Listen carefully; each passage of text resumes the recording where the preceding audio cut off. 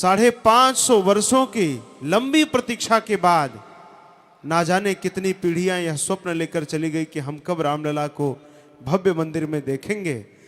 आज तक हमारे पूर्वजों ने केवल टूटते मंदिरों को देखा, हम भाग्यशाली हैं जिन्होंने पहली बार बनते हुए मंदिर को देखा है। और वह कैसे संभव हुआ? लाखों राम भक्तों ने अपने प्राणाहुति दी और उसके साथ ही जो महापुरुष हमारे सामने चांदी के इतने भव्य सिंहासन पर इतने भव्य छत्र में बैठे हैं, वह महापुरुष रामलला के लिए कटघरे में जाकर खड़े हो गए थे। और उस कटघरे से जब ऋग्वेद से लेकर के तुलसी दोहा शतक पर्यंत पूज्य गुरुदेव ने साक्ष्य दिए, तब जाकर आज रामलला दिव्य भव्य मंदिर में विराजमान हो चुके हैं। 22 तारीख के ऐतिहासिक दिन को हम सब ने देखा, जब भगवान श्री रामलला लंबी प्रतीक्षा के बाद जैसा भव्य महल हम सपनों में सोचते हैं, वैसा भव्य मंदिर अयोध्या में निर्मित हुआ और उस मंदिर में हमारे रामलला विराजमान हुए। पूरे देश ने देखा, पूरा देश भावुकता के साथ इस दृश्य को अपने अंतरपटल में विराजमान किया है। पूरे देश ने, पूज्य गुरुदेव ने कहा था कि अब तो रामलला विराजमान हो गए, अब बाबा विश्वनाथ की बारी है। ज्ञानवापी के लिए मैं साक्ष्य दूंगा।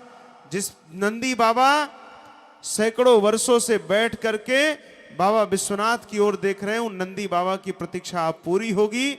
और गुरुदेव ने कहा मैं काशी विश्वनाथ के लिए भी कोर्ट में जाऊंगा। और महाराज बाबा विश्वनाथ ने चमत्कार करना शुरू कर दिया। कल ही रात लगभग 12:30 बजे के बाद रात 2 बजे तक कोर्ट ने अनुमति दे दी है कि अब ज्ञानवापी मस्जिद में भी पूजा होगी और वहां पर भी मंदिर के साक्ष्य मिल गए हैं। कल से पूजा अर्चन शुरू हो गया है। अब प्रतिदिन वहां पर पूजा का क्रम चलेगा और देखते जाइए।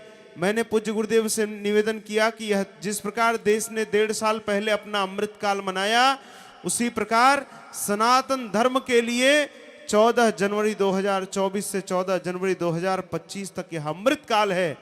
और इस 1 वर्ष के काल में सनातन धर्म के लिए इतने अद्भुत चमत्कार होने वाले हैं, जो सैकड़ों पीढ़ियों से हमारी प्रतीक्षा रही है, वह सारी प्रतीक्षाएं अब पूरी होने वाली हैं। बाबा विश्वनाथ के यहाँ भी भव्य मंदिर बनेगा।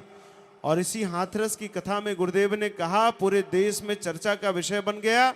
ना जाने कितने फोन मेरे पास आए, लोगों ने कहा गुरुदेव ने कहा है कि जब तक कृष्ण जन्मभूमि पर भव्य मंदिर नहीं बनता है, तब तक मैं बांके बिहारी के दर्शन करने नहीं जाऊंगा।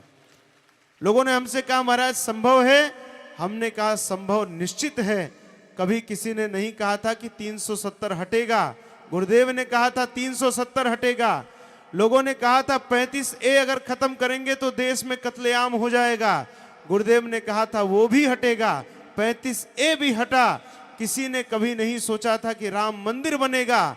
राम मंदिर की बात छोड़िए, लोग राम जी का नाम लेने से डरते थे, राम जी का नाम लेने वालों को जेल भेजते थे, लोग राम सेतु को तोड़ने की बात करते थे।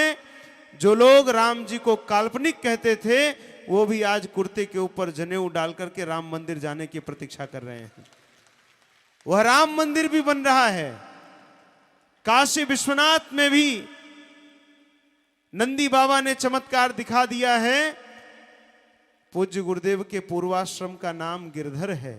यदि गिरधर ने कह दिया है कि कृष्ण जन्मभूमि पर भव्य मंदिर बनेगा, तो निश्चित मंदिर बनेगा। हम सबको विश्वास होना चाहिए। जितने स्थान हमारे पूर्वजों से आक्रांताओं ने लूट करके, उनके स्वरूपों के साथ छेड़छाड़ करके हमारे देव विग्रहों का अपमान किया है, वो ध्यान कर लें। अब ये वो भारत नहीं है, ये पूज्यपाद सदगुरुदेव भगवान के नेतृत्व में चलने वाला सनातन धर्म है। ये नया भारत है। अपने अतीत के साथ हुए अन्यायों को का वह बदला लेगा और अपने एक एक स्थानों को, देव स्थानों को वह चुन चुन कर लेगा। ये नया भारत है। तो आइए अब पूज्यपाद सदगुरुदेव भगवान की मंगलमय उपस्थिति